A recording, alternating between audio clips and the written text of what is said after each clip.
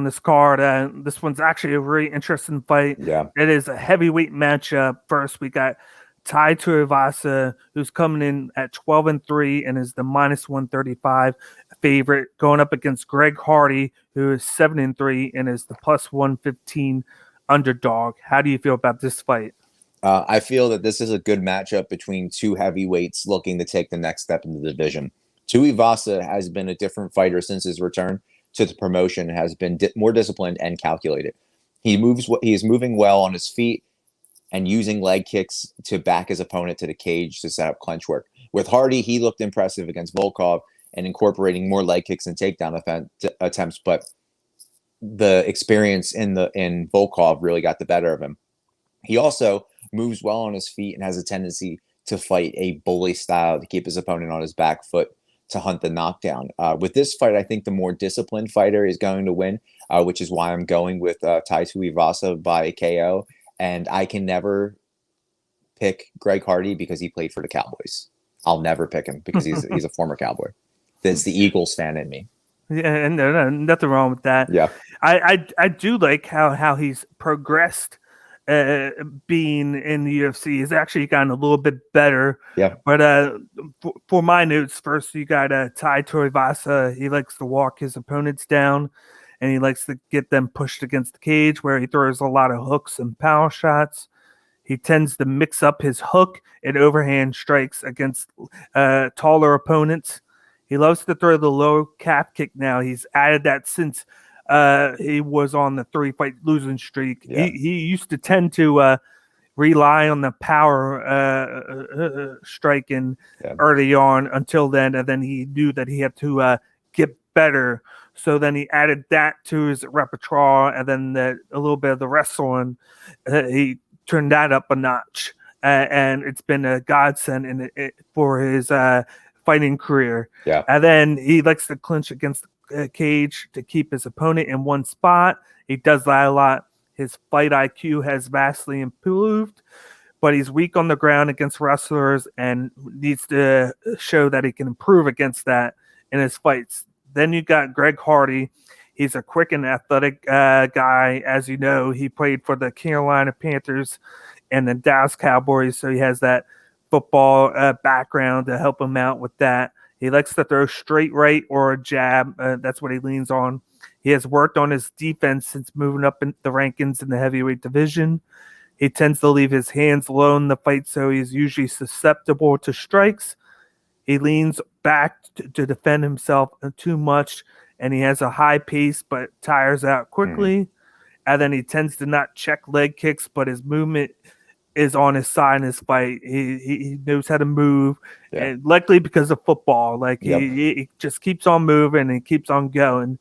But I feel like in this matchup, everybody knows it's going to come to a point where if he doesn't win this, what is the UFC going to do? Me and a lot of guys are talking about this. It's like every fight he's been featured on the main card, literally every single time.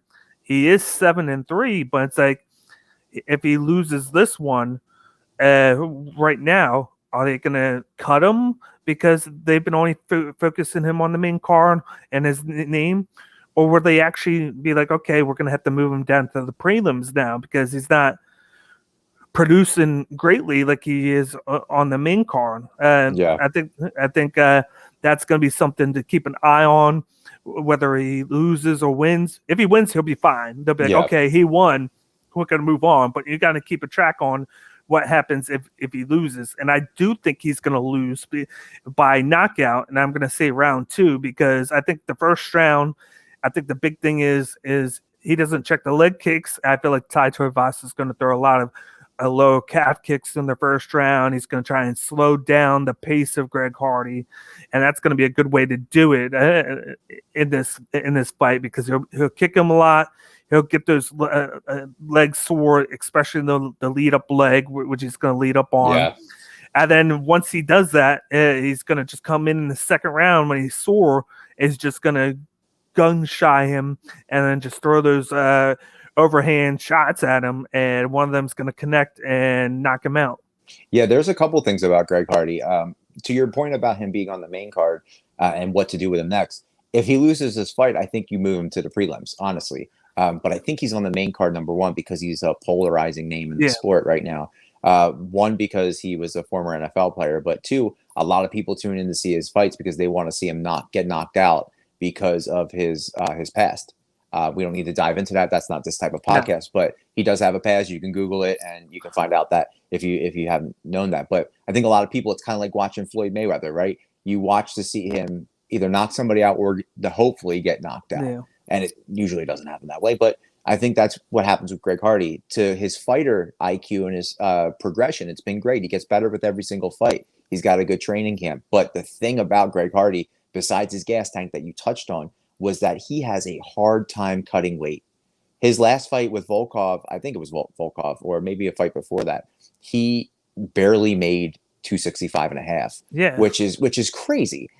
He's a big dude. We know that from football, so he carries a lot of weight with him. But you're coming in depleted all the way last second. I think he's usually the last guy to weigh in. So you're coming in super depleted, and you're going up against somebody in Tuivasa who has been training with heavyweights his entire life, who, albeit he only has like 5 more fights than Greg Hardy, but he's been training with Mark Hunt, since he started fighting. And that's he's younger than Greg Hardy. Exactly. And he's been working harder in this game, right? His training partners have been helping him progress, as has Greg Hardy. I think he was working with Dean Thomas for a while at ATT. I think Dean Thomas does his own thing now, but I've always been a big fan of Tuivasa since hearing Mark Hunt talk about him in podcasts and stuff like that. And I like his friendship with Tyson Pedro, who we haven't seen in 35 years in UFC, but I'm always rooting for Bam Bam every time he's in the cage.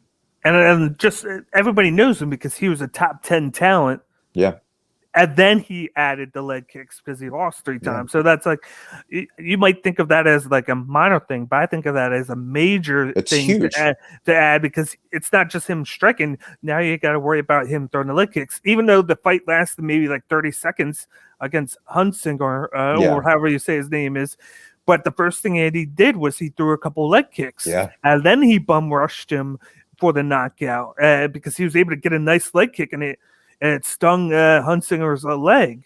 Yeah, and then he came in for it. It's a nice combination that he can use now. He throw the leg calf kick, try and stun him, and then go for the strike. Yeah, instead of just running in there and going for the strike or the takedown. Like he has several things to use now on his repertoire, and it's shown with his win streak right now. Yeah, it's very reminiscent of Derek Lewis, right? Yeah. Nobody really took Derek Lewis serious as a mixed martial artist. He was just that guy who would knock people out, right? Yeah. Same thing with Tuivasa. They thought he was just a taller Mark Hunt.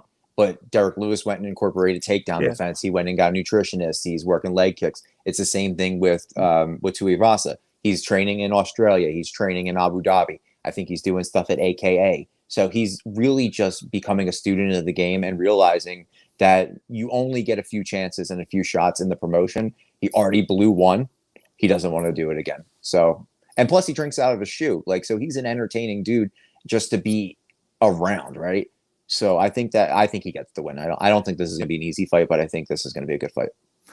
Me too, and I just wanted to win because then I can have him go into a top 15 fight and knock out Sergey Spivak because I don't want him in that top 15. So or Walt Harris, we know how you feel about Walt. Just have him knock out both, and then send me into out with a smile because right now, like having to see those guys in the top 15, it's just bad for business. No, man, they're gonna come for you. They're not.